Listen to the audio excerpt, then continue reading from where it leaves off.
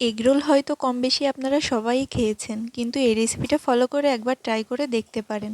আশা করি আপনাদের খুব ভালো লাগবে।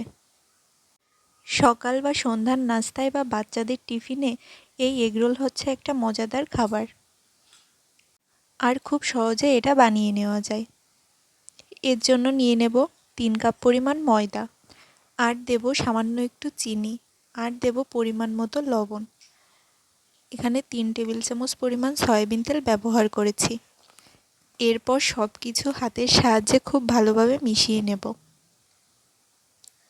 তারপর এইখানে অল্প অল্প করে জল দিয়ে সফট একটা ডো তৈরি করে নেব।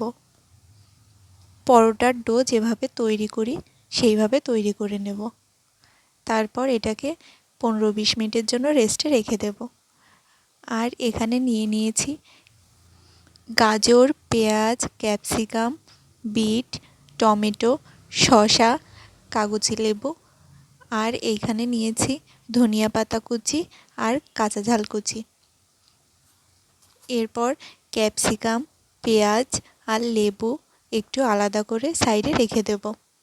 শীতকালে অনেক ধরনের সবজি পাওয়া যায়, চাইলে এখানে আপনারা আপনাদের পছন্দ মতো আরও অনেক কিছু অ্যাড করতে পারবেন।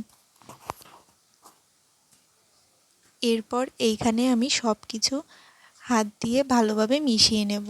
আর এর মধ্যে দিয়ে দেব 1/2 টেবিল চামচ পরিমাণ গোলমরিচের গুঁড়ো আর পরিমাণ মতো বিট নুন।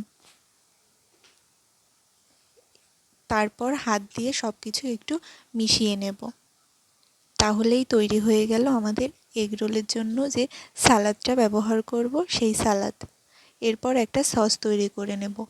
এর জন্য নিয়ে নেব 1 টেবিল চামচ পরিমাণ মেয়োনিজ আর 3 টেবিল চামচ পরিমাণ মতো টমেটো সস। তারপর এই দুইটা খুব ভালোভাবে মিশিয়ে সাইড করে রেখে দেব।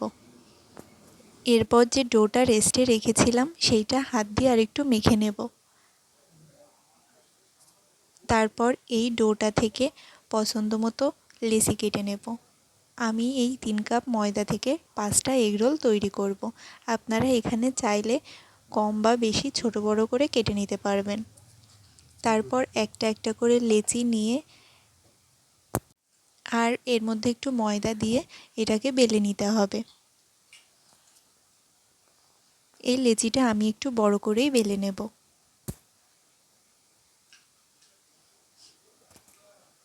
লেচিটা দেখে বুঝতেই পারছেন খুব বেশি পাতলা বা খুব বেশি পুরো করিনি, মোটামুটি রেখেছি। এইভাবে আমি সবগুলো লেচি বেলে নেব।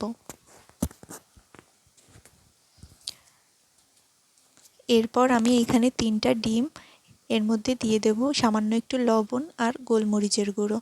তারপর সব কিছু একটু ভালো করে মিশিয়ে নেব। আর এইখানে একটা তাওয়া বসিয়ে দিয়েছি এটা সেঁকে নেওয়ার জন্য। তেল ছাড়া আগে রুটি যেভাবে সেঁকতে হয় সেভাবে একটু সেঁকে নেব। তারপর এটা একটু সেদ্ধ হয়ে আসলে এর উপর দিয়ে দেব 1 টেবিল চামচ পরিমাণ সয়াবিন তেল। এই এগরোলটা বাড়িতে তৈরি করা খুবই সহজ। এই রেসিপিটা ফলো করে আপনারা একবার ট্রাই করে দেখতে পারেন। এটা একটু সময় ধরে ভালো করে ভেজে নিতে হবে। বেশি জাল দিয়ে ভাজার প্রয়োজন নেই। তারপর আবার 1 টেবিল চামচ পরিমাণ তেল দিয়ে দেব আর এর মধ্যে দিয়ে দেব একটু ডিম। যে ডিমটা ফেটিয়ে রেখেছিলাম সেই ডিমটা এর মধ্যে দিয়ে দেব। তারপর ভেজে রাখা পরোটাটা এর উপর দিয়ে আর একটু সময় ধরে ভেজে নেব। এই একইভাবে আমি সবগুলো পরোটা ভেজে নেব।